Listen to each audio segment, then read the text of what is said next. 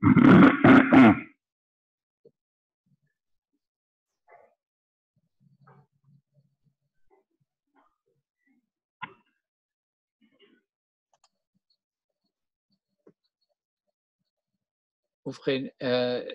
Tov, nous allons aborder notre étude ce soir sur la paracha de Vaetranan, et j'ai choisi quelque chose d'un peu aventureux, à savoir le commentaire du Shla, Rabbi Yeshayahu Horowitz, Baal Shonei Luchot Abrit, sur la paracha de Vaetranan, dont nous allons voir le texte en mode de partage d'écran dans quelques instants. C'est un texte un petit peu difficile parce qu'il fait référence à de nombreuses notions, disons, de Kabbalah, mais nous allons essayer malgré tout de surmonter ces difficultés. La paracha de Vaetranan est la paracha qui est toujours lue après Tisha B'Av, mais il se trouve en même temps que le texte de la Torah que nous lisons le matin de Tisha B'Av est un passage de la paracha de Vaetranan elle-même. Nous allons en voir tout à l'heure un extrait qui est celui par lequel commence le passage que nous lisons à Tisha B'Av. Et donc, cette paracha de Vaetranan qui commence en fait ce qu'on est convenu d'appeler les Shivra de Nechemata, les 7 parachiotes de la consolation, qui suivent Tisha B'Av et qui nous conduisent depuis Tisha B'Av jusqu'à Rosh Hashanah. Et les Haftarot que nous lisons pour ces Shabbatot, contrairement à ce qui est le cas pour l'ensemble des parachiotes de la Torah, sont des Haftarot qui n'ont pas de rapport immédiat et direct avec la paracha de la semaine, sont des haftarot dites de consolation que la tradition nous fait lire après Tisha B'Av. Je pense que en introduction à ce que nous allons étudier tout de suite dans le texte même du Shla, ce que nous sommes amenés à comprendre, c'est le fait qu'après la catastrophe qui s'est produite avec la destruction du temple, et déjà après la destruction du premier temple, l'arrêt de la prophétie, c'est-à-dire une situation dans laquelle tout se passe comme si la présence divine s'était retirée du monde et que nous étions restés orphelins de cette présence. Eh bien, le risque, si je puis dire, aurait été que par le désespoir de cette situation, nous aurions été amenés à croire, à penser, à imaginer que désormais il n'y avait plus d'espoir, c'est-à-dire de risquer ce qu'on appelle dans le vocabulaire traditionnel le Yehush. Yehush est un terme également de vocabulaire halachique traditionnel qui fait référence dans ce cadre-là au fait que quelqu'un qui a perdu un bien ne peut plus espérer le récupérer. les Shiva Haftarot de Nechamata qui suivent donc Tisha B'Av sont en quelque sorte un appel à la non-désespérance. Et le fait d'avoir à se dire que malgré la situation nouvelle qui s'est créée à la suite de la destruction du temple, de l'arrêt de la prophétie et de ce que j'ai décrit tout à l'heure comme étant en quelque sorte le fait que la présence divine se serait retirée du monde, c'est-à-dire que nous ne puissions plus faire l'expérience directe et immédiate de la présence divine, de la présence effective et réelle du divin dans le monde, eh bien, il fallait continuer tout de même. Que contrairement à ce qu'on aurait pu craindre, tout n'était pas perdu, que la possibilité d'une continuation de l'histoire existait néanmoins. Je voudrais, dans ce contexte, rappeler quelque chose, en quelque sorte un souvenir d'enfance, qui vient du Talmud Torah traditionnel.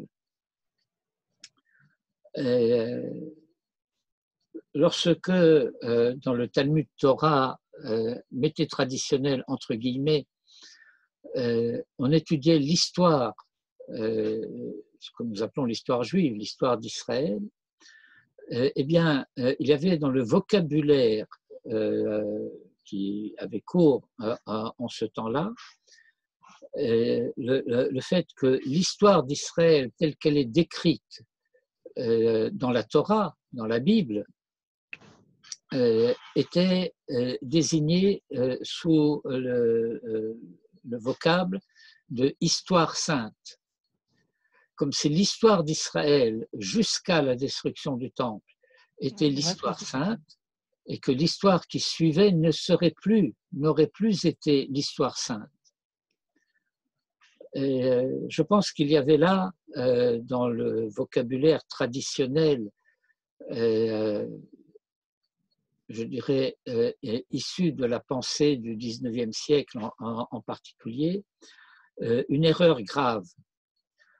L'histoire d'Israël continue à être l'histoire sainte au-delà de l'histoire telle qu'elle est rapportée par le récit biblique.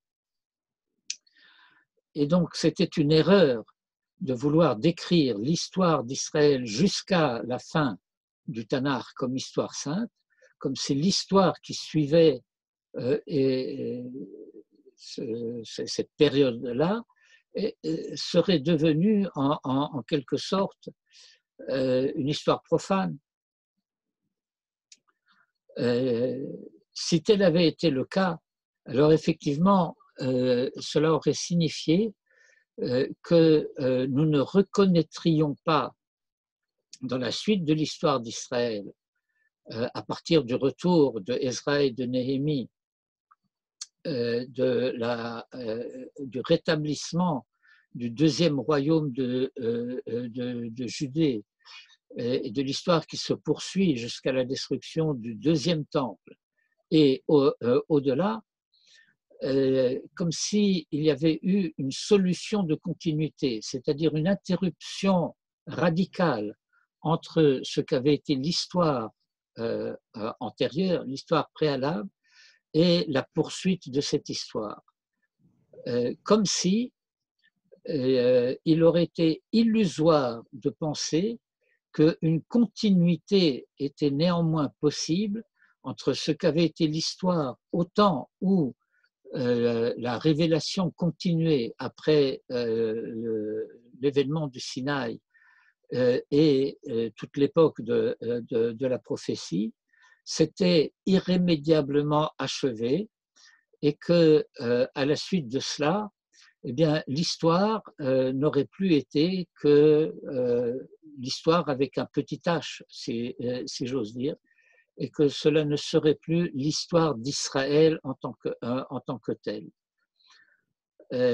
D'Israël en tant que tel au masculin, Israël en tant que tel, et l'histoire d'Israël en tant que telle au féminin, l'histoire en tant que telle de ZLE, et c'est précisément ce que viennent nier ces haftarot de la consolation. Parce que ces haftarot de la consolation parlent toutes du fait que après le hiatus de l'arrêt de la prophétie, eh bien, il dépendait finalement de la manière dont nous gérerions notre histoire par la suite, de la manière dont nous serions capables de conserver la fidélité à l'identité d'Israël telle qu'elle s'était révélée depuis la sortie d'Égypte et jusqu'à la fin de l'époque de la prophétie, que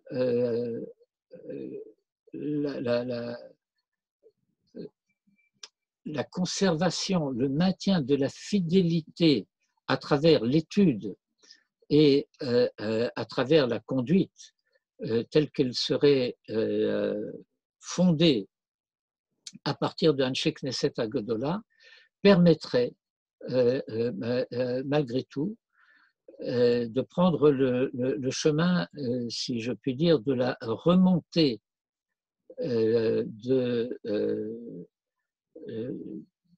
cet abîme dans lequel la destruction du temple nous aurait fait tomber et d'entreprendre précisément l'histoire de cette remontée. Et donc, dans cette paracha de Vaetranan, nous avons précisément les deux versants de cette histoire.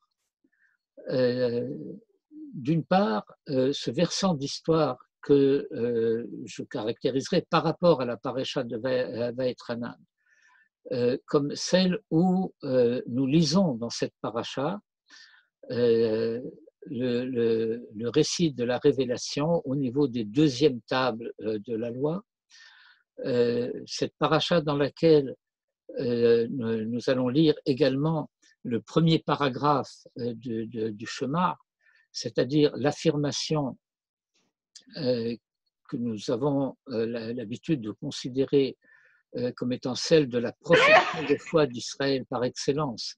Shema Israël, Hashem Elokeinu, Hashem Echad, que nous traduisons par écoute Israël, et écoute, cela signifie comprends, cela signifie prends garde, cela signifie n'oublie pas.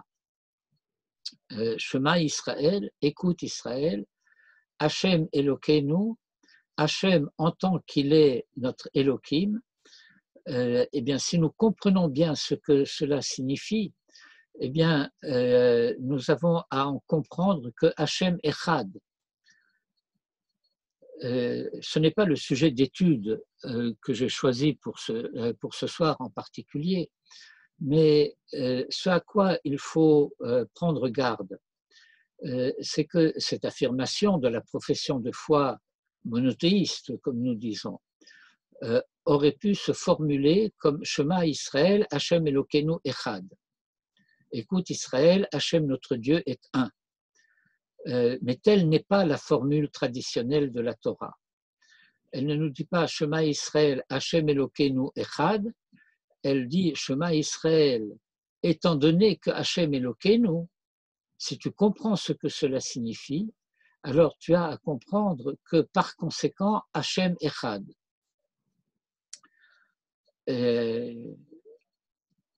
Et c'est un sujet d'étude pour lui-même que je mentionne, et c'est un peu cruel, je dirais en un certain sens, parce que nous n'allons pas approfondir l'élucidation pour elle-même de la signification de cette formule, mais c'est le fait que, bien que dans l'expérience de l'histoire, eh bien, nous ayons cette double,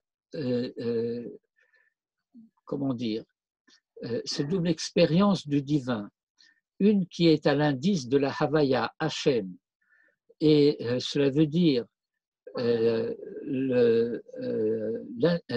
l'indice de la présence de Dieu dans l'histoire, Hachem, et d'un autre côté, la Elakut, c'est-à-dire la manière dont le monde fonctionne au travers des lois de la nature, la Elakut, le nom de Dieu qui préside à la création, au récit de la création dans la Genèse, eh bien que malgré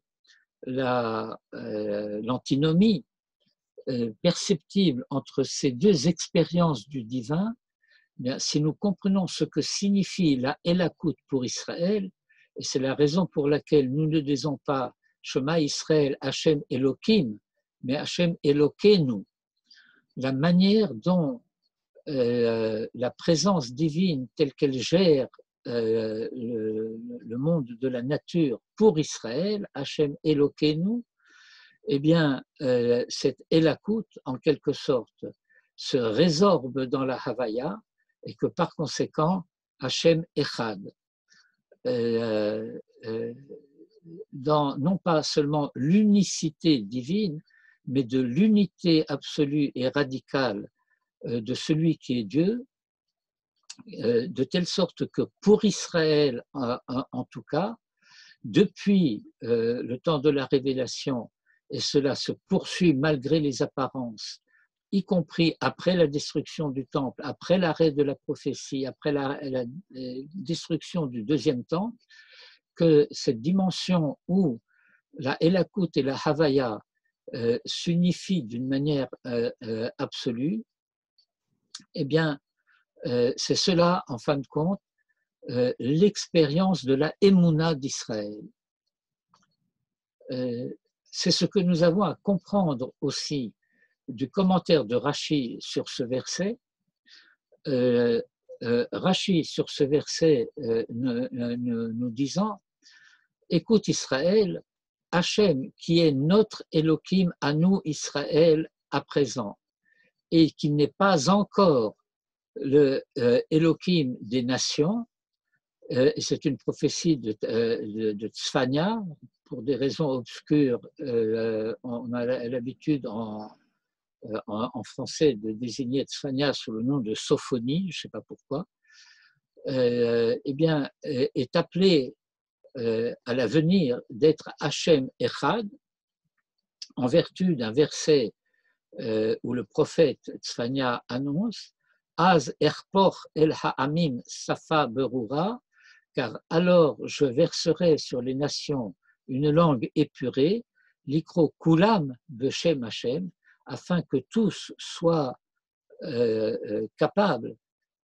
susceptibles, amenés à pouvoir invoquer Shem Hashem, le nom de Hashem, la Havaya, ce qu'on appelle en grec le tétragramme, le nom de 4 lettres, et que par conséquent le commentaire de Rashi nous situe d'emblée au niveau non pas de la signification originelle de ce verset pour les Hébreux, entendant Moïse leur annoncer ce verset, mais dans la dimension dans laquelle nous, après l'arrêt de la prophétie, nous sommes appelés dans la catégorie, dans la perspective de la Emouna, à la conscience du fait qu'en fin de compte, cette histoire finira par réussir malgré toutes les difficultés. Ce qui, comme je le disais tout à l'heure, bien que c'était d'une manière un petit peu allusive, est appelé à s'entendre dans le fait que dans cette même paracha à laquelle correspondent le commencement des prophéties de la consolation, se trouve également le passage que nous lisons le matin même de Tisha B'Av, Kitolid Banim Uvne Banim. Et j'espère que dans notre lecture du Shla, nous arriverons jusqu'à ce point dans quelques instants. Alors je vais passer maintenant en mode de partage d'écran afin que nous puissions lire ensemble le commentaire du Shla et tenter, dans la mesure de nos moyens, de décrypter son discours. Il ne sera absolument pas question de pouvoir élucider toutes les références kabbalistes auxquelles il va faire appel, mais j'essaierai malgré tout de les rendre audibles, lisibles à notre niveau.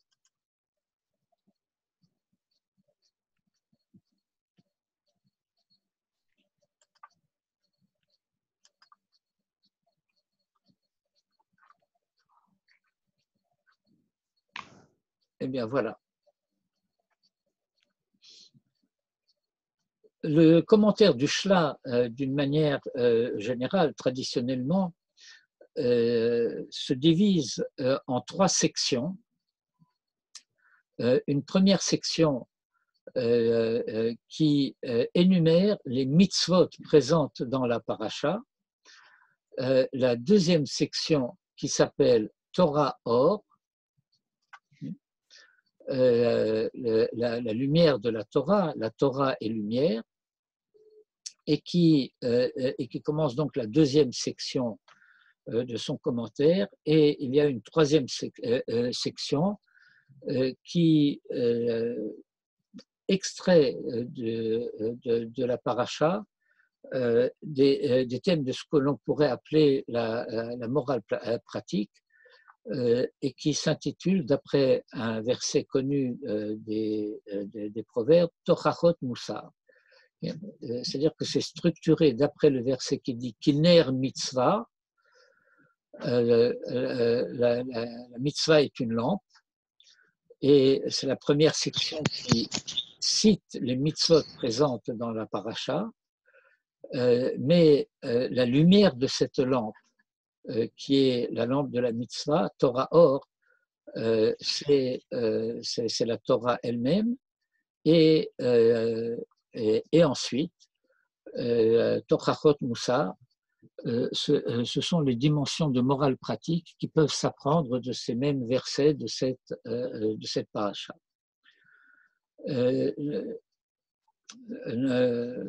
Mon ambition dans l'étude de ce soir serait de pouvoir lire les 5 premiers paragraphes de cette section Torah Or.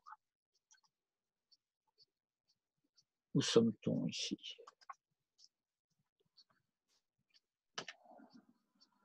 La section suivante, ou les 4 premières sections, en tout cas les 4 premiers chapitres ou paragraphes de cette section, et par la suite le Shla commence une nouvelle analyse que nous laisserons donc de côté en ce qui nous concerne. Et donc je commence à lire à partir du paragraphe Bet, le paragraphe Aleph étant celui de Ner Mitzvah, et donc je commence à lire avec vous le texte du Shla. Le titre général que le Shla a donné à son commentaire sur cette paracha, Ze Shemo Asher Yikre'ulo, voici le nom par lequel il sera appelé, ce commentaire de Parashat Vayetranan, Shalosh Matanot Tovot, les 3 dons au sens de cadeaux, les 3 bons cadeaux que Dieu a donnés à Israël. Elu ha-mitzvot ha-muzkarot be-parasha zo.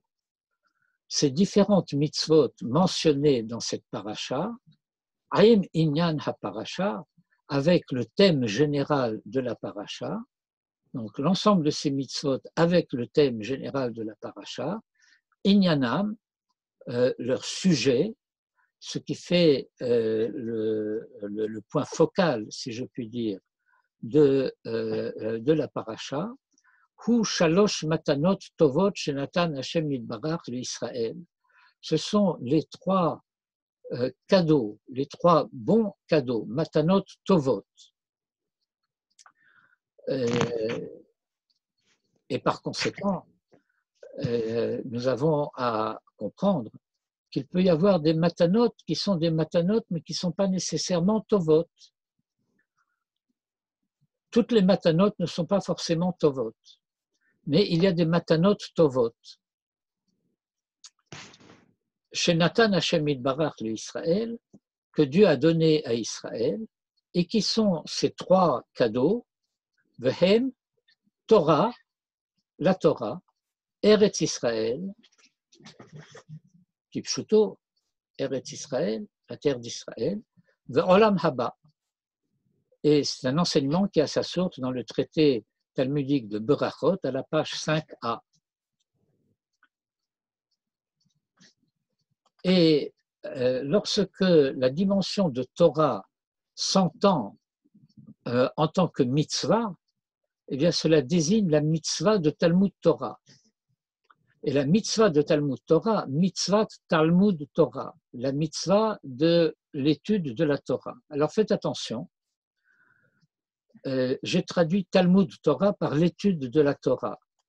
Mais il faut que vous vous rendiez compte du fait que c'est inexact. Parce que la mitzvah de l'étude de la Torah devrait se dire mitzvah limud Torah. Et il y a une différence entre Talmud Torah et limud Torah.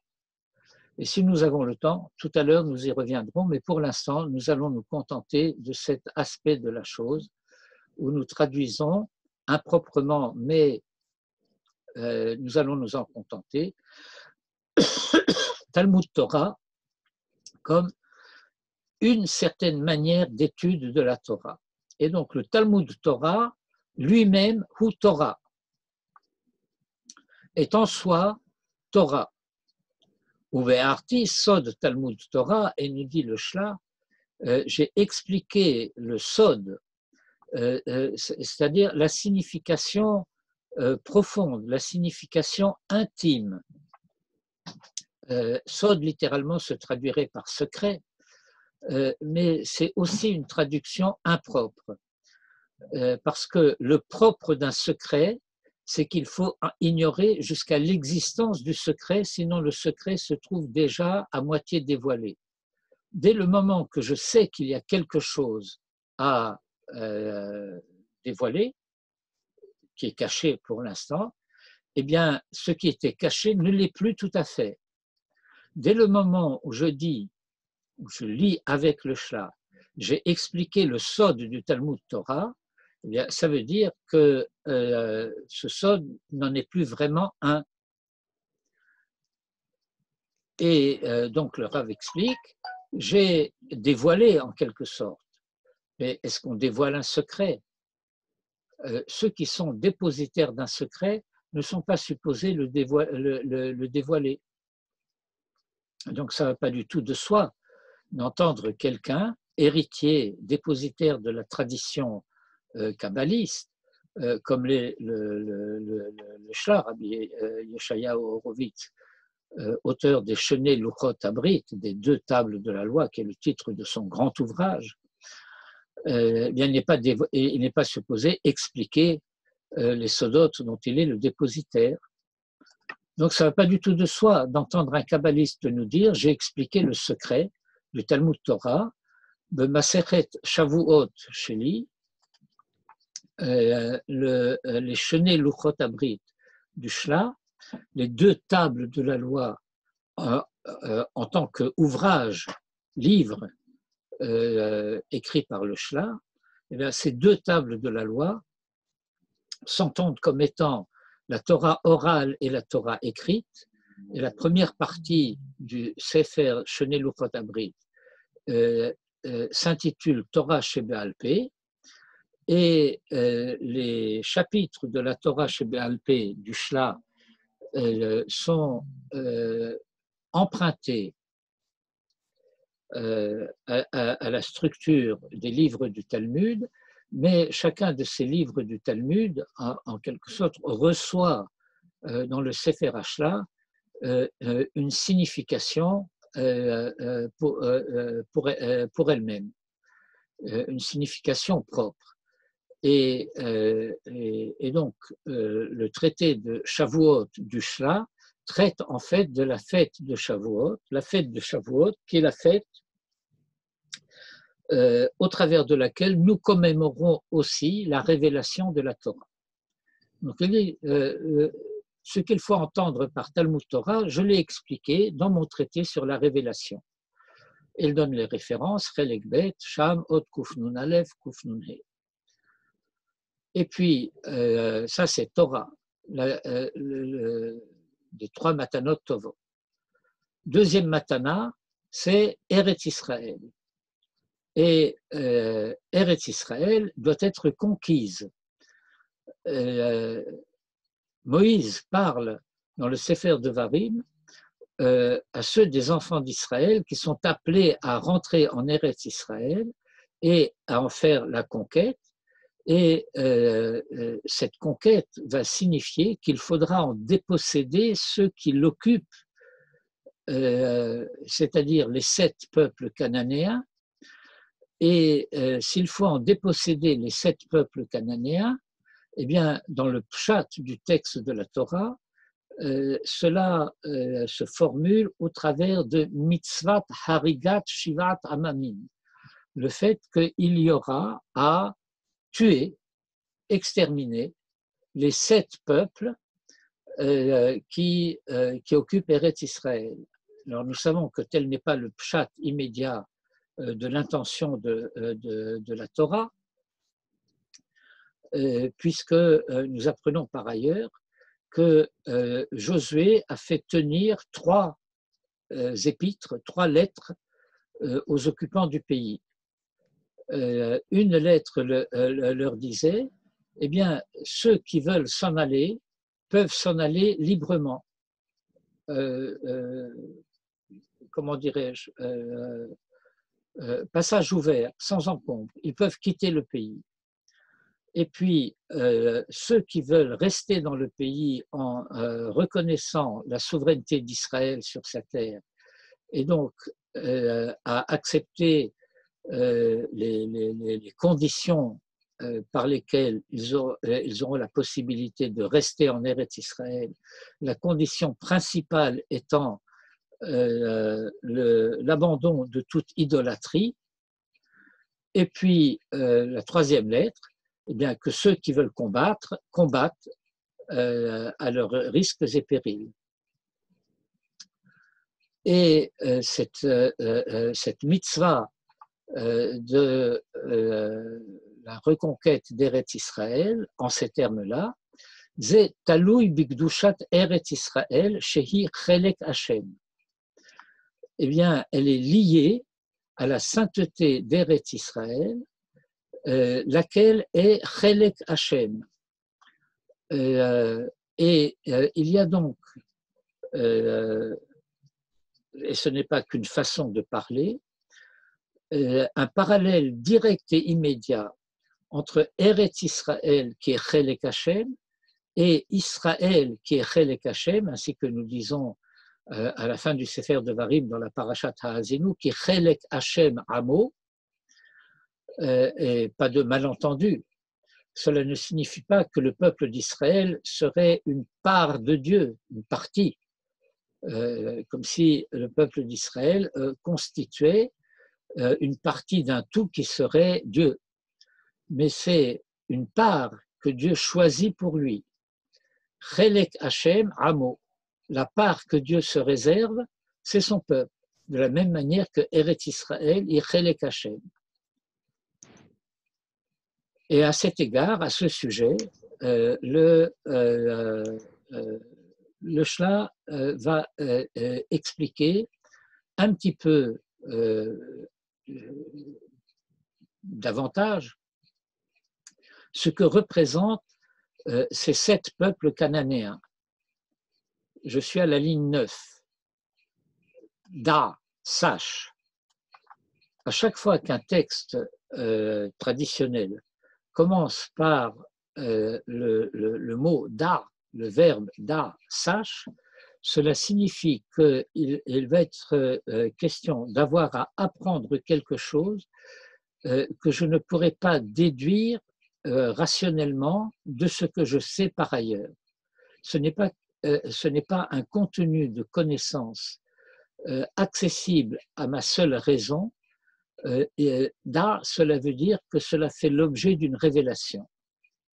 Da, sache, qui Shivat Amamin Elu, que ces 7 peuples cananéens, le Chol Uma Yeshla Sar, chacune de ces peuplades possède un sar. Qu'est-ce que c'est un sar? Eh bien, je traduirai pour les besoins de notre étude ce soir, un ange tutélaire. Au tribunal divin du monde d'en haut, eh bien, chaque peuple a un représentant. Chaque peuple a un représentant, et en tant qu'étant ce représentant, il est aussi son, comment dirais-je, son ange gardien, son avocat de la défense auprès du tribunal d'en haut. Mais ces anges tutélaires qui sont chargés de la représentation de ces nations, Hem Nikraim Elohim Acherim. Ils sont appelés Elohim Acherim, et cette expression est assez difficile à traduire. On traduit habituellement, on a tendance à traduire habituellement les dieux autres, mais il serait peut-être plus exact de traduire Elohim Acherim, comme si cela devait être compris comme Dieu des autres. Elohim Acherim, Asher Chalak Hashem Otam le Ha'amim, à savoir le fait que le Dieu un et unique a reconnu aux nations une participation au divin à travers leurs anges tutélaires. Que ce serait quelque chose d'assez naturel en quelque sorte pour les nations de considérer leur sarim comme étant leur divinité, celle qu'ils reconnaissent comme étant leur. Aval Israël, mais Israël, Chelek Hashem, qui est la part que Dieu s'est réservée en propre, Devekim Bo Yidbarar, sont attachés à lui directement, sans l'intermédiaire de ces sarim. Et donc Israël, à cet égard-là, ne posséderait pas un sar qui lui serait propre.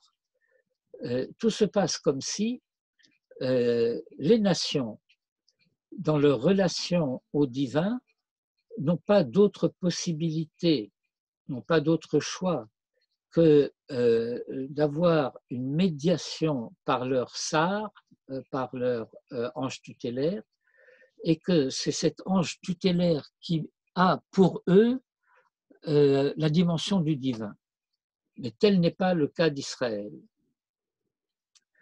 Israël est en prise directe avec Hachem lui-même, Devekim Bo Yidbarach.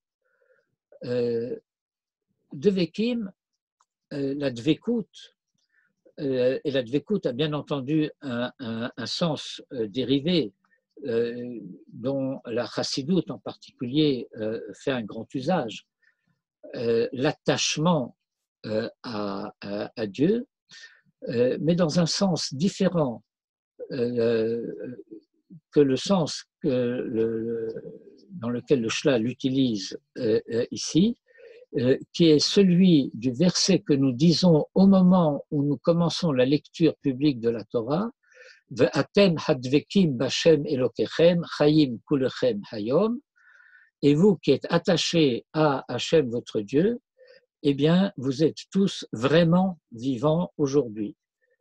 Chaim kulechem hayom, vous êtes tous, vous participez tous de la vie vraie, c'est-à-dire au-delà de la survie biologique. Être attaché à Dieu, bien que encore en ce monde, c'est participer déjà de la vie vraie de Olam Haba. Un peu, si vous voulez, comme si nous étions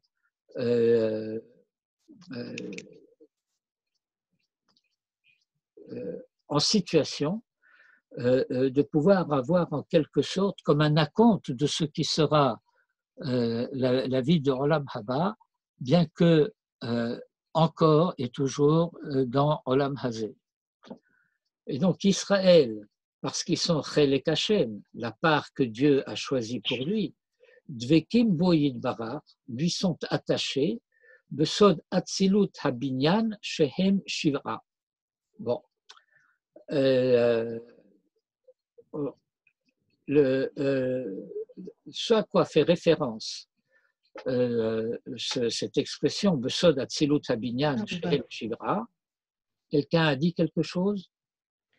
Non, j'ai dit Dvekim parce que je le cherchais. Eh bien, Dvekim, il est là. Oui, ça y est, je l'ai trouvé. Besod Atzilut Habinyan Shehem Shivra, cela veut dire qu'il y a un attachement d'Israël à Dieu qui a sa racine et son origine dans la dimension des 7 jours du commencement. Les 7 jours du commencement s'appellent Sheva Yomei Habinyan. Les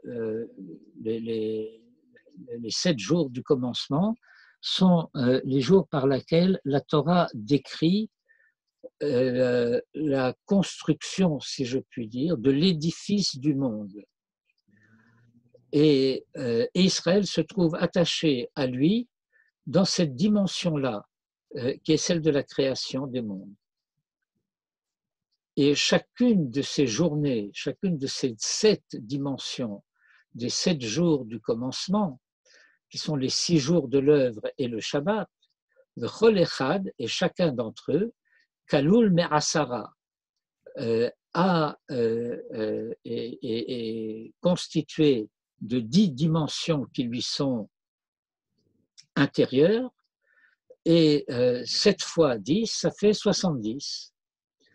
Et V'chol Echad Kalul Me'asara, chacune de ces 7 dimensions de la constitution de la réalité du monde en son être créé, possède 10 dimensions, et ces 10 dimensions, Sod Shivim Nefesh Levet Yarakov, correspondent aux 70 identités présentes dans la maison de Jacob.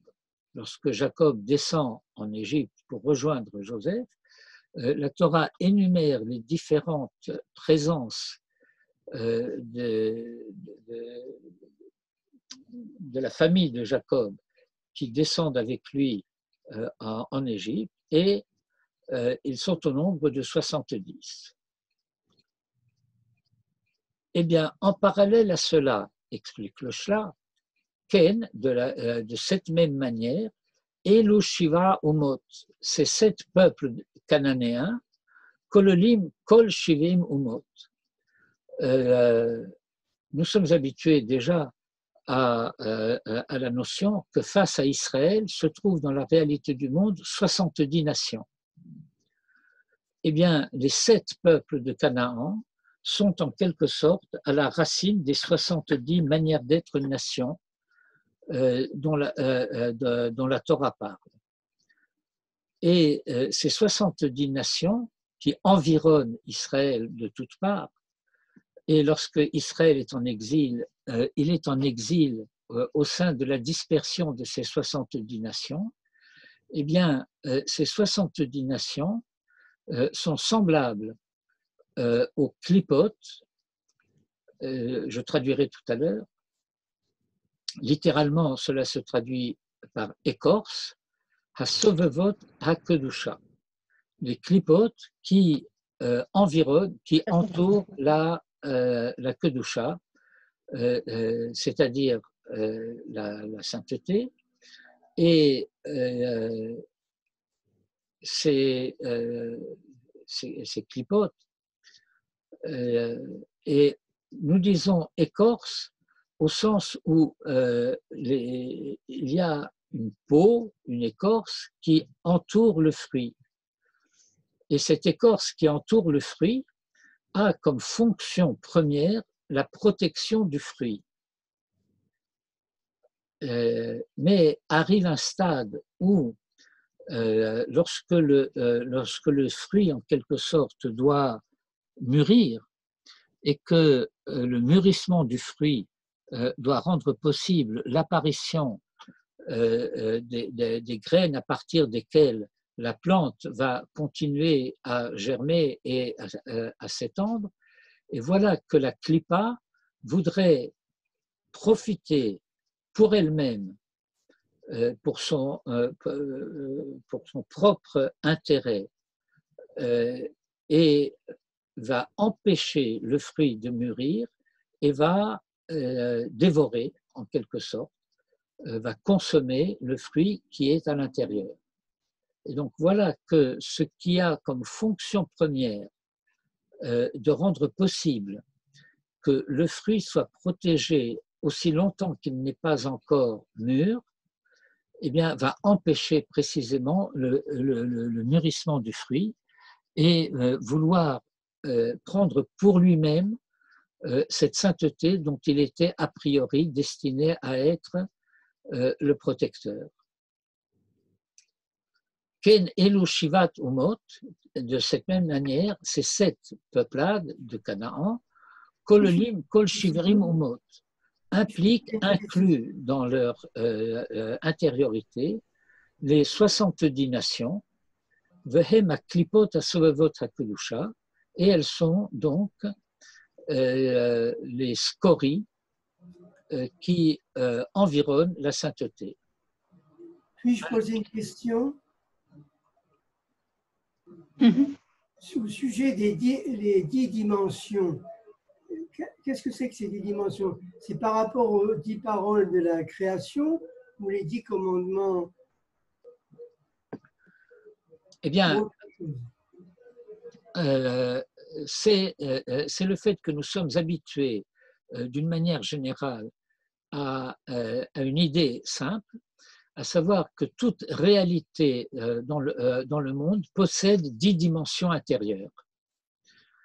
En parallèle à ces 10 dimensions intérieures, eh bien, nous trouvons également explicité dans la Torah, par rapport aux 7 jours du commencement, le fait que ces 7 jours du commencement ont été formulés par Asara Mahamarot, par 10 paroles qui sont de la nature de ce que nous lisons dans le texte de la Torah, Vayomer Elohim, et Dieu dit.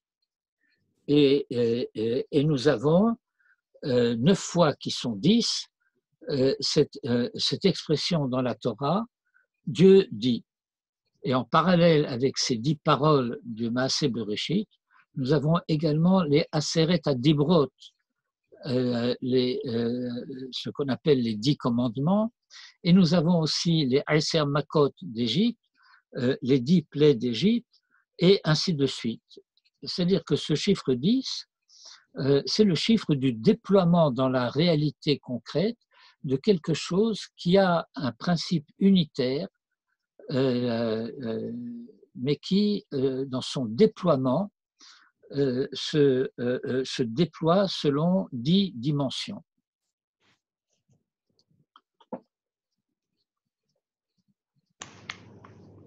Alken ba ha'ashara, et c'est par rapport à cette situation où les 7 peuplades de Canaan comportent 10 dimensions intérieures chacune, ce qui nous amène aux 70 nations. Et c'est à ce sujet-là que Ba Ha'azhara, que vient la mise en garde, dans le livre du Deutéronome, au chapitre 20, verset 16, Lo techaye kol neshama. Lo techaye kol neshama, verset extrêmement difficile à traduire parce que extrêmement facile à traduire de manière erronée. Lo techaye kol neshama, littéralement, je traduis littéralement, et vous verrez que la traduction littérale a relativement peu de sens. Tu ne feras vivre aucune neshama. Alors on comprend que cela veut dire tu les tueras tous. Mais l'autre chaye kol neshama, ça ne veut pas dire tu les tueras tous. La littéralité telle que je l'ai traduite, c'est la vérité de la Torah. L'autre chaye kol neshama. Et par conséquent, cela implique un certain nombre de conséquences concernant ces 7 peuplades. Ve'asur leitratem bahem, et il est interdit de contracter mariage avec quelqu'un de ces 7 nations, afilu begerutan, même si cette personne a décidé de se convertir à l'identité d'Israël. Bien, contrairement à ce qui se passe avec toutes les conversions issues des autres nations, on peut accepter, le cas échéant, des convertis des 7 peuples, mais ils restent à part. On n'a pas le droit de se marier avec eux. Asur litraten bahem afilu begerutan, même lorsqu'ils se sont convertis, ma she'en ken bish'ar ha'umot, ce qui n'est pas le cas avec les autres nations, chez Asur litraten bahem begiyutam, avec lesquelles il est interdit de contracter mariage aussi longtemps qu'elles restent dans leur identité propre, begeyutan, aval begerutan mutar, mais une fois qu'ils ont décidé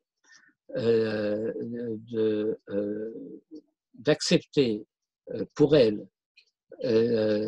le giour, de s'adjoindre à Israël, eh bien, il est permis de se marier avec eux.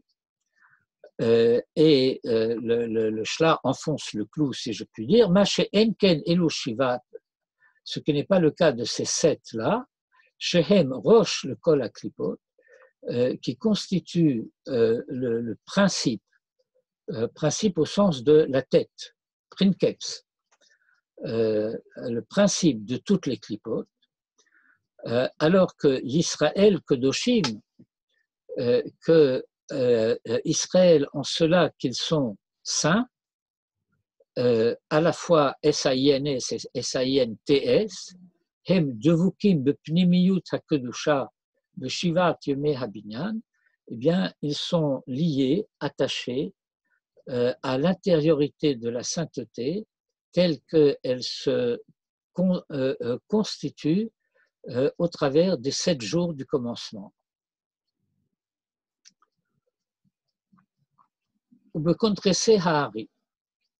Et dans les enseignements du Harizal, Rabbi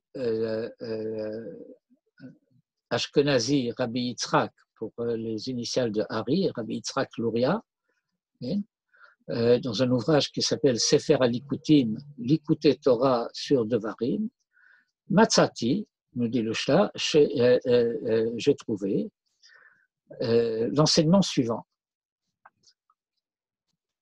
Yesh ladarat, il faut savoir, lama, pourquoi, de Shiva Amamin, au sujet de ces 7 peuplades, Tziva Hashem Yidbarach, Dieu a ordonné, Lo techaye kol neshama, alors, encore une fois, la traduction populaire consisterait à dire tu ne laisseras vivre aucune neshama. Mais encore une fois, c'est une traduction qui est inexacte. Parce que si on voulait dire tu ne laisseras vivre personne, alors il ne fallait pas parler de la neshama, il fallait parler de la nefesh. La neshama, c'est à un autre niveau. Et donc, l'autre chaye kol neshama a une signification différente de celle que l'on veut entendre dans un pshat très approximatif. Extermination physique. Pourquoi à propos de ces 7 peuples, il est dit l'autre chaye kol neshama, alors que à propos de 3 autres peuplades, ou ve Seir, ve Amon ou Moab, Seir, Amon et Moab, la Torah nous enjoint, Siva, Shelo le Hilachem, de ne pas leur faire la guerre. Interdiction de combattre Seir, Amon et Moab, qui sont nos ennemis et qui, eux, nous combattent à loisir, mais que nous n'avons pas le droit de prendre l'initiative de leur faire la guerre. Ce sont des versets explicites dans Sefer Devarim. Ki shivra amamin hem sheva klipot shel kelim shenishberu ve'as kvar yatsa mehem kol hakedusha. C'est-à-dire qu'il y a un certain processus qui est décrit par la Torah depuis le livre de la Genèse et jusqu'à essentiellement l'apparition d'Abraham sur la scène de l'histoire, toute une histoire, toute une série de développements historiques qui nous montrent de quelle manière ces différentes identités, toutes issues à l'origine de Adam Arishon, et donc participant toutes a priori de la sainteté de Adam Arishon lui-même, de la sainteté de l'homme premier, eh bien, sont parvenus, et ça n'a pas été facile, mais sont parvenus au travers de leur histoire à extirper de leur identité toute trace de sainteté.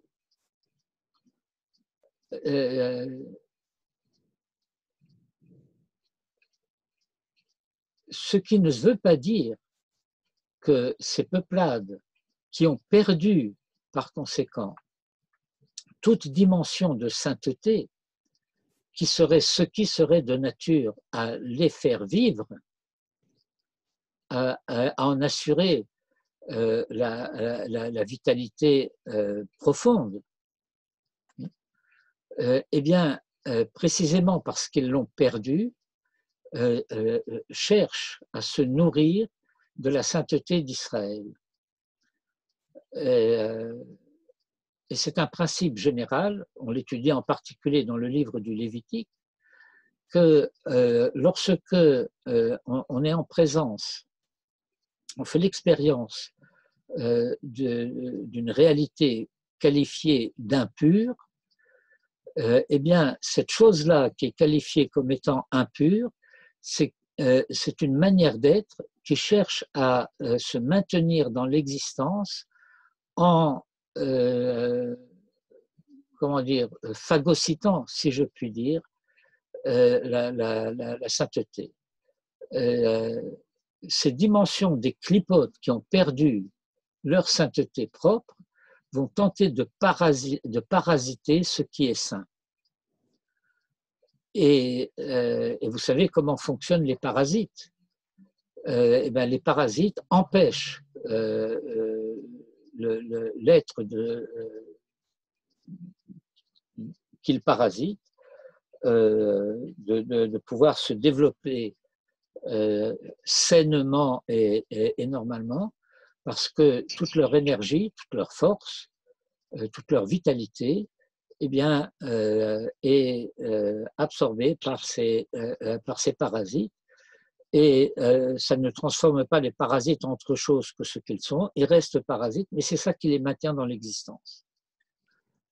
Aval shel shalosh rishonot, mais les trois premières, puisqu'il y a 10 dimensions, donc il y a les 7 qui correspondent au Shiva Yomei Habinyan, mais les trois premières, Adain Haya Bahem Kedusha, elles comportent encore des dimensions de sainteté.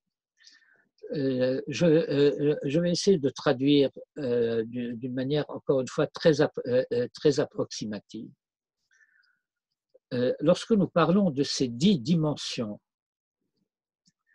eh bien, elles se divisent toujours en 2 domaines qui sont 3 et 7.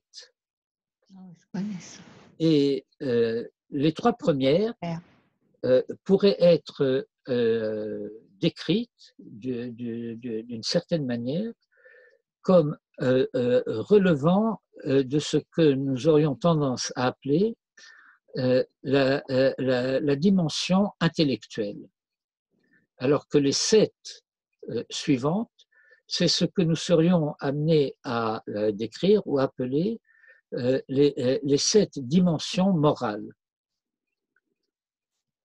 Et il y a là un sujet important pour lui-même, et qui est que, a priori, lorsque nous sommes situés dans le monde de la sainteté, alors toutes les 10 dimensions appartenant à la sainteté participent de la moralité, y compris les 3 premières qui sont de type de sensibilité intellectuelle et les 7 suivantes qui sont de manière plus directe de sensibilité morale. Mais voilà que dans la réalité du monde extérieur à Israël, et on pourrait en faire la description socio-historique de façon assez simple, eh bien, on pourrait dire que un savant du monde non juif expérimente sa science en dehors de toute préoccupation morale. Ce qui n'est pas le cas des Juifs, ce qui n'est pas le cas d'Israël.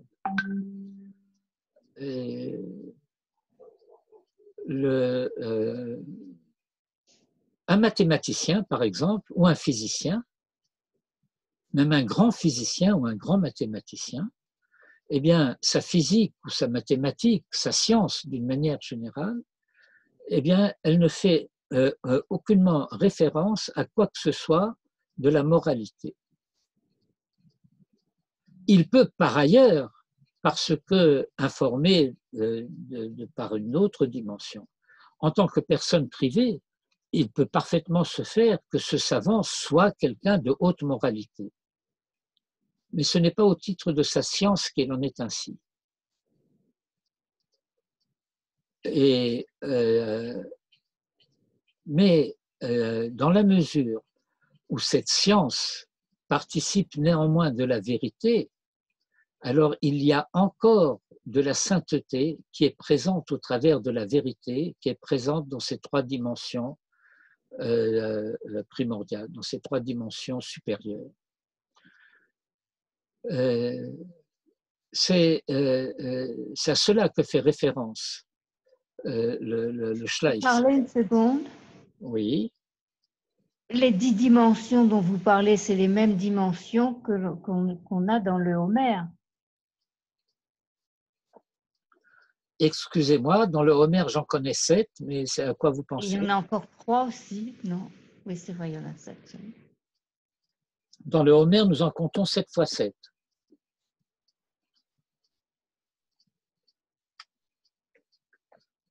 Donc, moi, je suis prêt à entendre, mais il faut que vous précisiez à quoi vous faites allusion. Ben, c'est ça. 7 fois 7, c'est pas... Ah oui, d'accord. Non. On parle de la Gvoura et tout ça. Ben, ça, c'est les 7 inférieurs. Chesed, Gvura, Tiferet, Netzach, Hod, Yosod, Malkut, c'est les 7 d'en bas. Voilà. Ben oui, mais les 3 supérieurs, c'est Keter, Chorma, Bina. Oui, exactement. Ben oui, mais Keter, Chorma, Bina ne font pas partie Oui, oui, c'est vrai. de la structure du C'est rocher. vrai, c'est vrai. Bon. Et donc, il faut savoir que en parallèle des 10 dimensions de la sainteté telles qu'elles se dévoilent en Israël, eh bien, il y a aussi ces 10 dimensions dans le monde de l'impureté, et dont les 7 d'en bas, parce que précisément, ce sont celles qui s'opposent à la moralité de manière fondamentale, eh bien, il n'y a pas de pshara avec elles.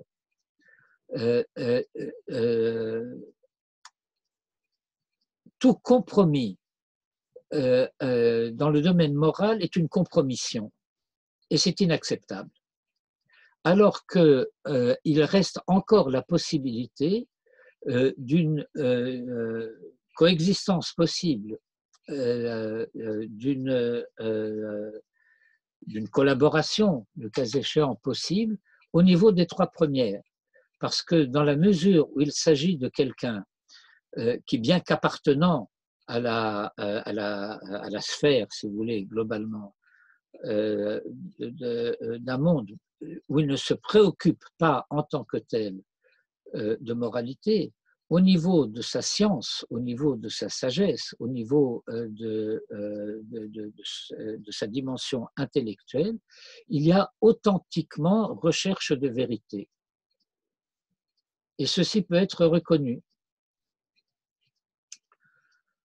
Et donc, ces 3 premières qui sont des nations dont il est question par ailleurs dans le récit de la Torah, et qui sont parallèles d'une certaine manière à Seir, Ammon et Moab, sont dans le texte de la Torah connus aussi comme étant Kéni, Knizi, Kadmoni, 3 peuplades participants de l'identité cananéenne, mais qui en sont en quelque sorte des dimensions, non pas des 7 inférieures, mais des 3 supérieures.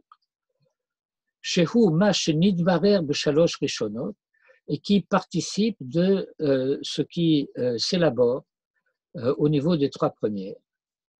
Et lorsque, à l'avenir, la sainteté aura finalement complètement abandonné aussi ces 3 dimensions primordiales, les 3 premières, lorsque toute la sainteté les aura abandonnées,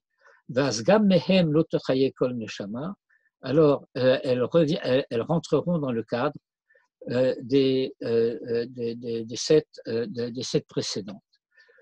Bien entendu, nous sommes ici dans un domaine d'étude qui suppose quelques connaissances préalables, et en particulier le fait que dans la description que la Torah nous donne du territoire d'Eretz Israël, eh bien, nous avons 3 groupes de descriptions frontalières. Celle qui va du Jourdain à la mer, celle qui va au-delà du Jourdain et jusqu'à la mer, et celle qui va du Tigre et de l'Euphrate jusqu'à la mer. Donc il y a 3 aires, AIRES, 3 zones concentriques dont dans un premier stade, seule la conquête de ce qui va du Jourdain à la mer a été rendue possible.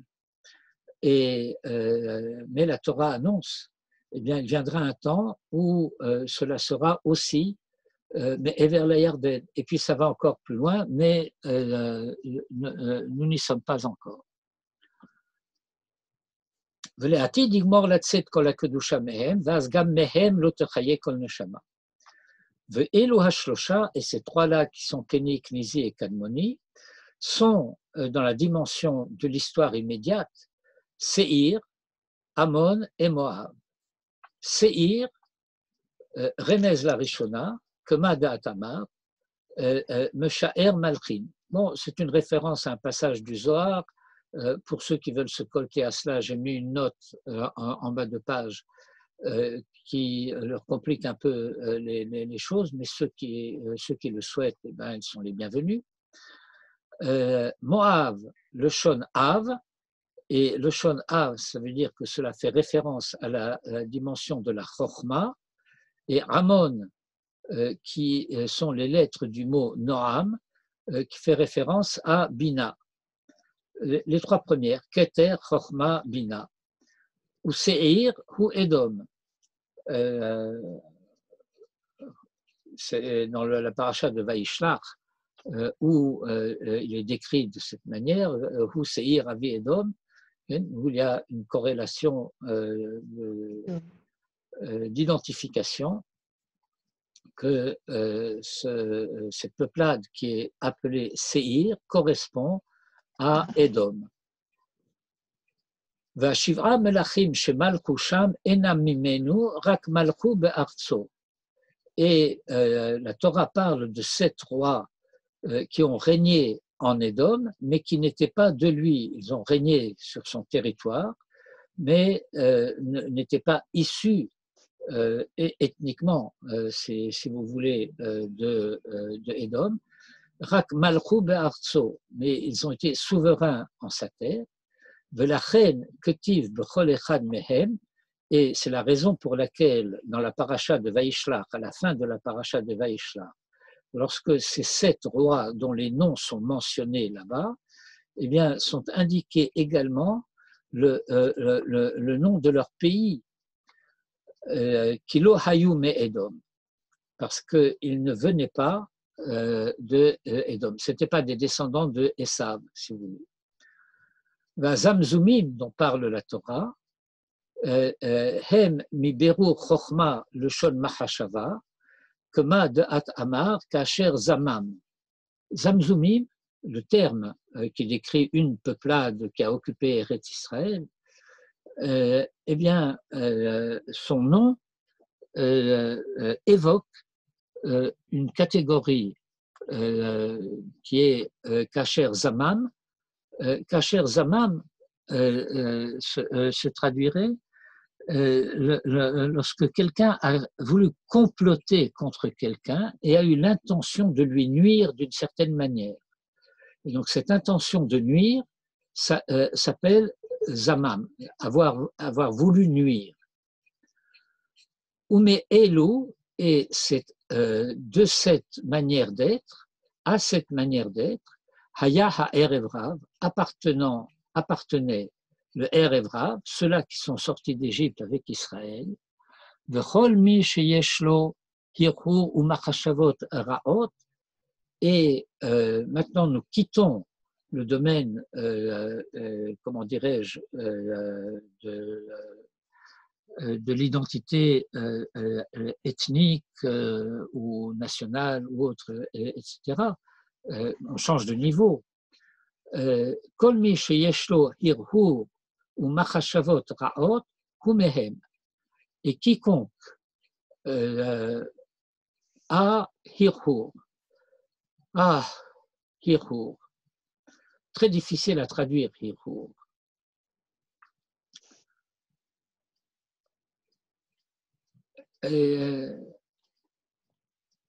En propre terme, c'est-à-dire en bonne part, hirhu, c'est la méditation.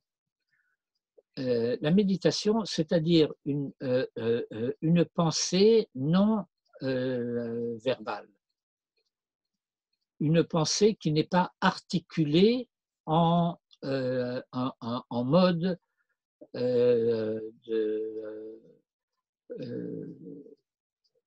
la manière dont, comme on parle Descartes par exemple, lorsque il décrit certains processus intellectuels qui ont été les siens, lorsqu'il dit « je m'entretenais de mes pensées ». Hirhu, en bonne part donc, c'est quelque chose qui serait de la nature d'un murmure de la pensée. Mais ici, ce n'est pas du tout dans ce sens-là que c'est utilisé. Vous êtes supposé connaître une expression où l'on dirait murmurer contre quelqu'un. Murmurer contre quelqu'un, le harher, ça veut dire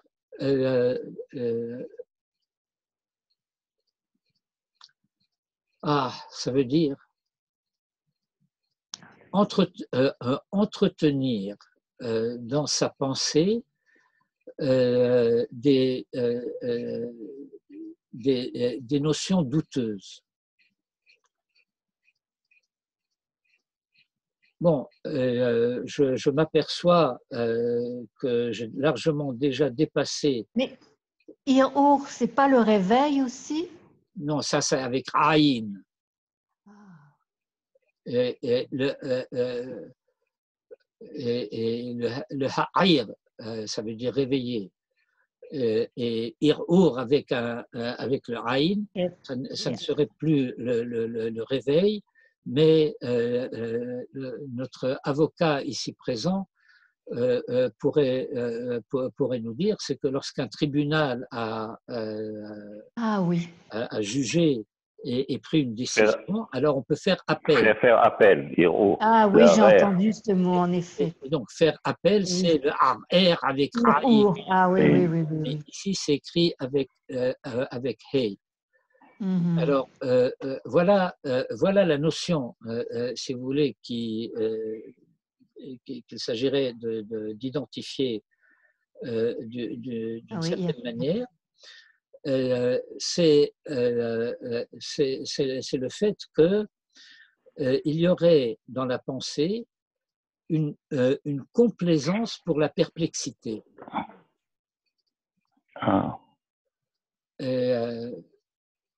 Il est normal, il est de bonne santé mentale et morale qu'on puisse se poser des questions. Mais lorsque la manière dont on se pose des questions, c'est une manière dans laquelle on a déjà décidé de se donner une réponse négative, et la question, en quelque sorte, ne sert qu'à enrober cette décision de la volonté pour faire semblant qu'il s'agirait d'une recherche, d'un questionnement authentique. C'est ça, Hir'ur. Est-ce que c'était suffisamment clair? Oui, c'est clair. Il faut bien comprendre quelque chose de fondamental. Nous avons des capacités intellectuelles. Quand je dis nous avons des capacités intellectuelles, cela signifie que nous sommes doués d'un certain nombre d'appareils, d'appareillages, de facultés intellectuelles qui sont décrites d'ailleurs dans la Tfila, Chokhma Bina Darat ou Dea Bina Haskel. C'est parallèle, je ne rentre pas dans le décryptage des correspondances entre ces différents niveaux. Et cela signifie que d'une part, nos facultés intellectuelles nous rendent capables d'apprendre quelque chose de quelqu'un. Quelqu'un me parle et il y a ce miracle qui fait que les personnes ne sont pas emmurées, enfermées dans leur propre manière d'être, et qu'il y aurait en quelque sorte une impossibilité de communication entre les consciences. Et voilà qu'il existe ce miracle. Quelqu'un parle et je peux entendre et comprendre ce qu'il me dit. Je peux apprendre quelque chose de quelqu'un. Et puis, si j'ai fait les apprentissages nécessaires correspondants, eh bien, je peux devenir capable de lire et de comprendre un livre. Quand je lis un livre, je suis seul devant le livre. Par ailleurs, quelqu'un peut me l'expliquer et lire avec moi un livre, mais alors à ce moment-là, ça ne fait pas partie de la lecture du livre, ça fait partie de la dimension préalable de l'apprentissage, d'apprendre quelque chose de ce que quelqu'un d'autre dit. Mais il y a cette capacité qui s'appelle en français la capacité de lire entre les lignes et qui en hébreu se dit le havin davar mitor davar. C'est-à-dire, je lis quelque chose et lisant quelque chose, je peux comprendre ce que ce quelque chose que je lis implique, qui n'est pas dit explicitement, mais qui est impliqué, qui est implicite. Et puis, il y a une troisième dimension qui est Da'at. Et Da'at, c'est le fait que je suis capable d'apprendre quelque chose à partir de moi-même. Je dirais, je suis d'une certaine manière doué également de la capacité de raisonnement, mais qui déjà est liée à la fonction de la bina de tout à l'heure. Mais cela signifie que je suis un être qui est capable de poser des questions et de trouver en soi-même des réponses à ces questions. Ça va jusque-là? Si vous ne répondez pas, c'est que ça ne va pas. Bon, mais c'est là que je voulais en venir. Ça veut dire que si une question est vraiment une question que je me pose à moi-même, ça veut dire que je ne suis pas supposé connaître à l'avance la réponse à cette question. Quand il y a ce qu'on appelle une chakira, l'achkor, dans le domaine scientifique, par exemple, ça serait le domaine de la recherche. Eh bien, le chercheur ne sait pas ce qu'il va trouver. Mais si c'est un chercheur honnête et qu'il applique de manière stricte les méthodes du domaine de recherche dans lequel il se trouve, eh bien, même si les conclusions auxquelles il parvient au terme de sa recherche ne lui plaisent pas, eh bien, il est, par honnêteté intellectuelle, il est tenu à accepter les conclusions de ses recherches. Il y a un monsieur dont vous avez peut-être entendu parler, certains d'entre vous du moins, qui s'appelait Max Planck. Vous avez entendu parler de Max Planck? Max Planck est l'un des pères de la physique quantique. Et sa fille raconte que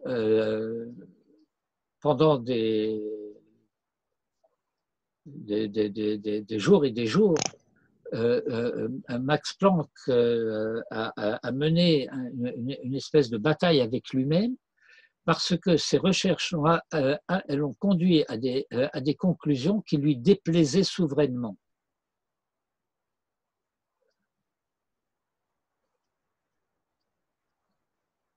Mais il a dû, comment dirais-je, par honnêteté, parce que c'est un chercheur honnête, alors il s'est rendu aux conséquences de sa recherche et donc dans le cadre de l'ensemble de la physique quantique, etc., eh bien, nous disposons grâce à lui de quelque chose qui est la constante de Planck. Ceux que ça intéresse, allez chercher sur Internet ce que ça veut dire. Mon sujet n'est pas de vous enseigner la physique quantique. Mais ça, c'était pour expliquer Hirhur. Et Machashavot Ra'ot, c'est des mauvaises pensées au sens simple du terme. Et donc, quiconque fait joujou avec des Hirhurim et des Machashavot Ra'ot, eh bien, il appartient il participe de cette manière d'être du Erev Rav. Et donc, c'est peut-être une parenthèse, mais elle est importante. Sichon, Leshon Seyachim, Va'agalim, Vehu Klipat Hamor. Ça, Sichon et Seyachim, Argalim, ce sont des êtres biologiques, c'est les poulains, c'est les veaux, etc. Et ça correspond à la manière d'être de celui qu'on appelle l'âne, le Hamor, ça veut dire à la grossièreté de l'être physique. Nous sommes, en tant qu'humains, nous participons d'une identité qui est aussi animale. Mais comme je l'ai écrit quelque part, l'animalité n'implique pas nécessairement la bestialité. Je suis un animal parce que j'ai un corps physique que je dois nourrir et qui, s'il ne se nourrit pas, eh bien, il dépérit. Et donc, j'ai à prendre soin de mon corps. Mais je peux aussi me servir de mon corps d'une manière grossière. Et ça s'appelle Klipat Hamor. Et dans la dimension du corps humain, eh bien, cela correspond au prépuce, Vehu Orla, chez Al-Haberit. C'est cela qui a été demandé à Abraham de retirer pour que l'alliance avec Dieu puisse être conclue. Ça, c'est la dimension de ce qui est Sichon. Et Og, Sichon Melech HaEmori et Og Melech HaBashan, eh bien, c'est une clipa plus intérieure. Je vais vous donner une image parce que je ne peux pas rentrer ici dans la dimension, comment dirais-je, anatomique pour décrire les choses. Eh bien, on a l'habitude aussi de comparer cela à la noix. Vous savez, la noix, N-O-I-X. Bon, la noix, elle a une coquille dure. C'est la klipa chitzonite. C'est une klipa, c'est une écorce dure. Et cette écorce dure, elle est facile à briser. Et lorsqu'on l'a brisée, elle est facile à retirer. Mais on n'en a pas fini. Maintenant, la noix elle-même, elle est recouverte d'une fine pellicule. Et cette pellicule colle à la noix. Et elle fait quasiment corps avec elle. Il est extrêmement difficile de la retirer. Et donc voilà que ce que le Shla nous dit, c'est que cette fine pellicule intérieure, une fine peau qui recouvre le gland au moment de la Brit Mila, est une klipa qui est plus dure, et pas dure au sens de la dureté physique, mais hi klipa kasha bimeod. Et pourquoi est-ce qu'elle est tellement dure, bien qu'elle soit si fine, ki hi yoter krova lekdusha, parce qu'elle est beaucoup plus proche de la sainteté. Elle peut se faire prendre pour la sainteté. Et donc nous avons ici, et je vais devoir m'arrêter ici parce qu'il est déjà, si je ne me trompe, 10h15, j'ai déjà largement dépassé l'horaire, bien que nous puissions dire que nous avons commencé un petit peu en retard. Eh bien, voilà ce qui se passe. Il est très facile de se prémunir contre quelque chose qui est très différent de soi. Quand cette différence est reconnaissable et identifiable, alors on peut facilement se prémunir contre. Mais lorsqu'il s'agit de quelque chose qui est très proche, alors cette proximité même couvre en réalité un éloignement beaucoup plus grave que le précédent, parce que précisément, il veut se faire prendre pour la chose elle-même. On a l'habitude d'illustrer cela par la ressemblance qui existait entre Lot et Abraham. Je vais être bref. La Torah raconte que Lot, qui accompagnait Abraham, était très riche lui-même et qu'il possédait ses propres troupeaux et qu'il faisait paître, enfin ses bergers faisaient paître ses troupeaux un peu partout sur la terre de Eretz Canaan, où ils habitaient l'un et l'autre.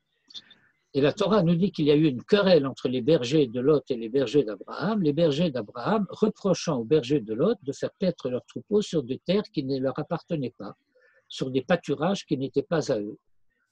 Les bergers de Lot leur répondaient, Abraham n'a pas d'héritier, c'est Lot qui va hériter de lui. Or, la terre a été promise par Dieu à Abraham, donc elle appartient à Lot, donc vos reproches ne sont pas fondés.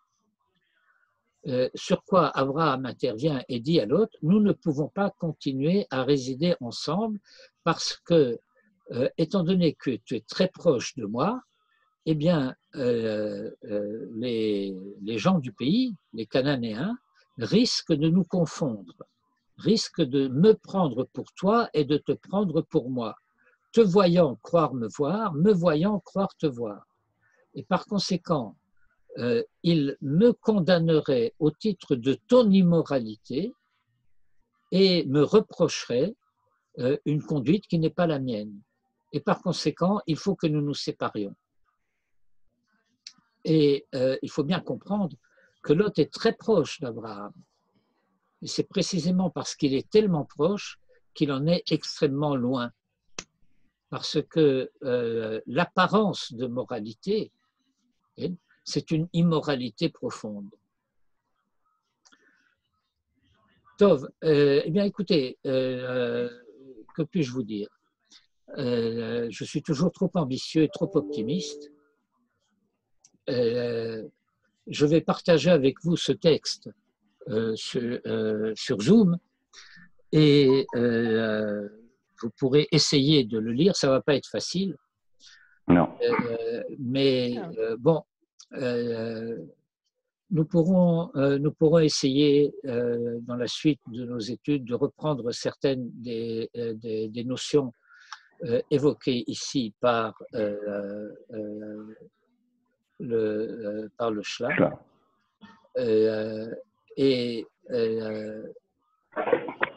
Eliakim, j'écoute. Le Shla, quel était son nom? Rabbi Yeshayahu Horowitz. Voilà, c'est Horowitz. Alors, je le marque. Enfin, quand je dis que c'était son nom, c'était le nom du prince russe chez qui, dans la province de qui il habitait. Pourrais-je dire un mot, Yakim? Ben, bien entendu. Merci. Alors, voilà. Cette histoire de héros, ça me fait penser, elle me rappelle la statue de Fontenelle. Fontenelle était un philosophe français qui a vécu plus de 100 ans, sous Louis XIV, Louis XV et Louis XVI. Descartes avait dit « je pense donc je suis ». Et Fontenelle a donné un exemple. Il y avait une statue en marbre avec des oreilles en marbre, un nez en marbre, des bouches en marbre, etc., des yeux en marbre, mais donc qui ne fonctionnait pas. Mais il avait un cerveau humain qui fonctionnait.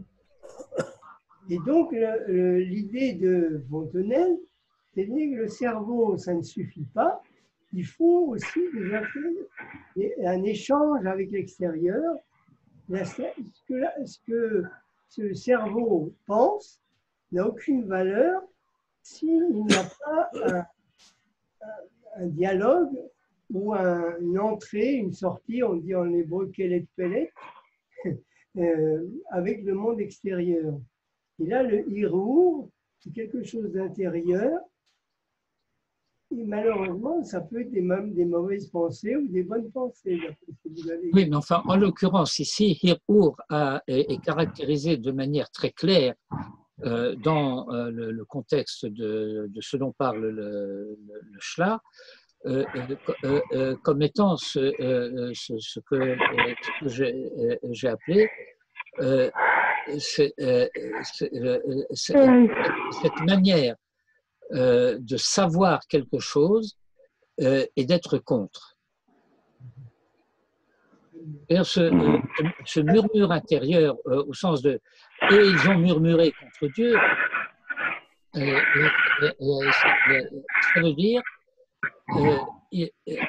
dans la notion de Hirhur, il y a cette dimension extrêmement négative, si vous voulez, de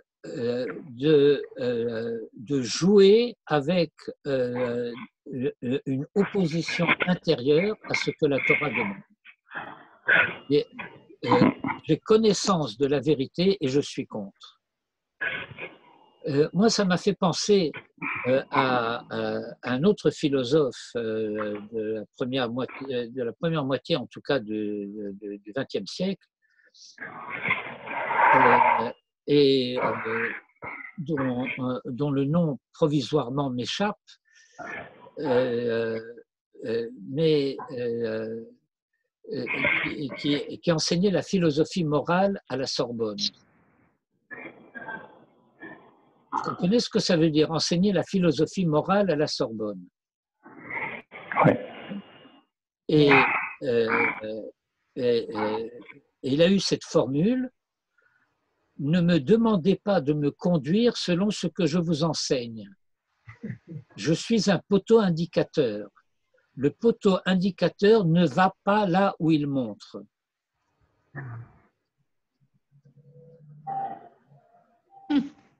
Et on enseigne la philosophie morale.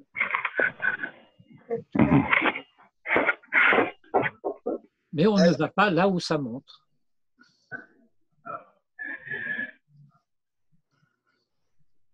Tov. Je voudrais. Zakobaor. Nous sommes quatre. Merci. Merci. Est-ce que. Je vous en prie. Voilà, je... Allô, Oui. Oui. Quand Manitou était à Montréal, à un moment donné, il avait eu affaire avec les chrétiens ou un truc comme ça. Et puis, on parlait beaucoup d'histoire sainte. Alors, je vais suggérer la phrase suivante. Ils parlent, eux, d'histoire sainte. Nous parlons d'histoire enceinte. Bien entendu. Et puis je trouve que la formule est sympathique et Manitou a dit qu'il était d'accord. Alors, voilà. Oh oui, et d'ailleurs, il a souvent réutilisé cette expression et cette formule. Bon, eh bien, Baruch Ekivanti. Et donc, je vais quand même un instant quitter ce partage d'écran et vous inviter à un autre partage d'écran.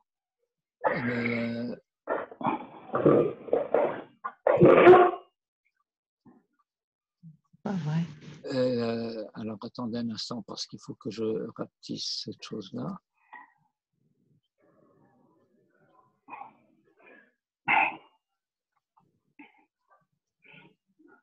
Bon, alors voilà le passage de la paracha de Vaetranan que nous allons lire Tisha B'Av le matin. Okay. C'est Kitolid Banim ou Banim. Lorsque tu auras engendré des fils et des fils de fils, Venoshamtem Ba'aret, que vous aurez vieilli sur terre, Vehishratem, et que vous vous dégradiez Va'asitem pesel tumunat kol, et que vous auriez fait des représentations, des statues, représentations de tout, et j'ajoute de n'importe quoi. Va'asitem hara bene Hashem elokecha, et que vous aurez fait le mal aux yeux de Hashem, ton Dieu, l'Archiso, pour provoquer sa colère. Ha'idoti bachem hayom et hashamaim ve'et ha'aret. Eh bien, j'appelle à témoin contre vous aujourd'hui les cieux et la terre, qui avod tovedun, que vous vous perdrez, maher, vite, mais al ha'aret, sur la terre, asher atem ovrim et hayarden shama le rishta. Vous perdrez rapidement de sur la terre, où vous allez traverser maintenant, vous préparez à traverser maintenant le Jourdain pour y aller, pour en prendre possession d'héritage. Lo ta'arichun yamim aleha, vous ne ferez pas de longs jours sur eux, sur cette terre, qui hishamed tishamedun, parce que vous serez détruits. Ve'efit Hashem etrem ba'amim, et Dieu vous dispersera parmi les nations. Venish artem mete mispar, et vous demeurerez peu nombreux. Bagoïm, chez les nations, asher yenaheg Hashem etrem shama, où Dieu vous aura conduit. Va'avadtem sham Elohim, et vous servirez là-bas des divinités, Maase Yede Adam, œuvre de main d'homme, et va'even, bois et pierre, Asher lo yir'un velo yishme'un, qui ne voient ni n'entendent, velo yochlun velo yorichun, et qui ne mangent ni ne sentent au sens du sens de l'odorat. Uvikashtem nisham et Hashem elokecha umatzata, et tu rechercheras de là-bas Hashem ton Dieu et tu trouveras, kitidre chez nous à condition que tu le recherches, bechol levavecha ou bechol nafshecha, de tout ton cœur et de tout ton être. Bien, ça c'est une partie de ce que nous lirons à Tisha B'Av. Et vous voyez que déjà, dans ce passage que nous lisons à Tisha B'Av même, et qui décrit le risque, et qui malheureusement a été plus qu'un risque dans l'histoire d'Israël, eh bien, il est déjà annoncé immédiatement, Uvikashtem misham et Hashem elokecha umatzata, et vous rechercherez de là-bas Hashem ton Dieu et tu trouveras. Kitidre chez nous, parce que tu l'auras recherché, à condition de l'avoir recherché, bechol levavcha ou bechol nafshecha. Alors pour ceux qui veulent étudier un petit peu par avance ce texte que nous lirons au matin de Tisha B'Av, alors prenez garde à ceci. Le verset commence par un pluriel. Uvikashtem misham, et vous rechercherez de là-bas. Et il se poursuit au singulier. Et Hashem elokecha ou matzata kitidre chez nous bechol levavecha ou bechol nafshecha. Voilà, sujet de réflexion. Et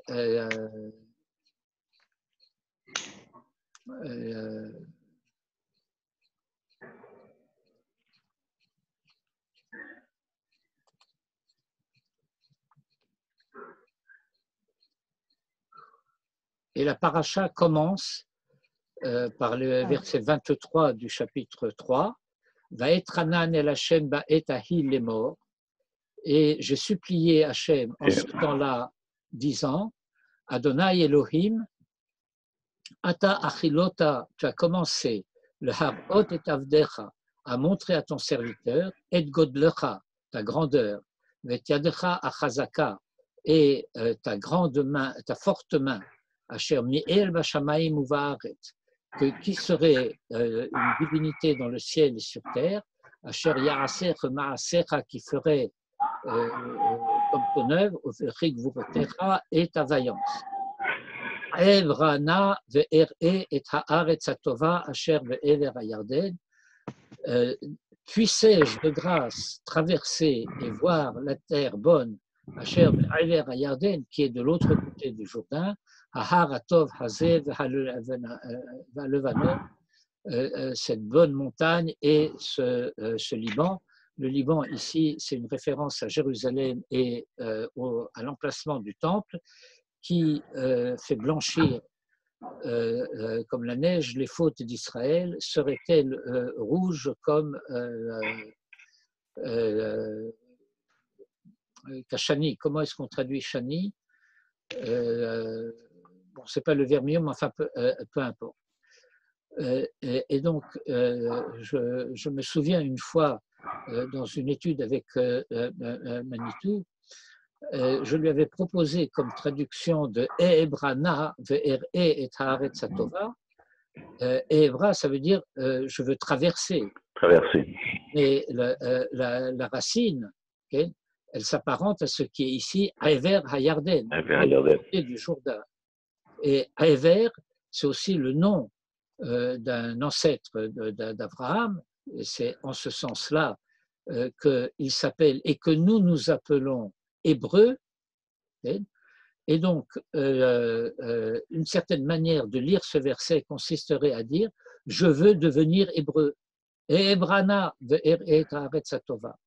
Dans la mesure où je deviens hébreu, je pourrais voir cette terre bonne et qui est de l'autre côté de et Manitou a aimé. Bon, voilà. Alors, nous en resterons là pour ce soir. Attendez une seconde. J'ai trouvé Kitolide, ça je l'ai trouvé, Bani, mais je n'ai pas trouvé Etranan. C'est où dans le… Vous voyez l'écran là aujourd'hui? Oui, je le vois ici, mais moi je vais le voir sur mon livre. Quand je vais le lire… Eh ben, c'est le début de la paracha de Vaetranan. C'est le elle premier est où verset de la… Par rapport à Kitolide, c'est où? C'est avant, bien sûr. Ah. C'est le Kitolide Banim, c'est au chapitre 4. Ici, nous sommes au chapitre 3, verset 23. Ah, je vais le trouver. De toute façon, quand je le lirai, je le trouverai bien. Chazak Baruch. Merci beaucoup. Merci. Bye bye. Kol Tov. Merci et Tzom Kal. Bon, on verra. Tzom Kal.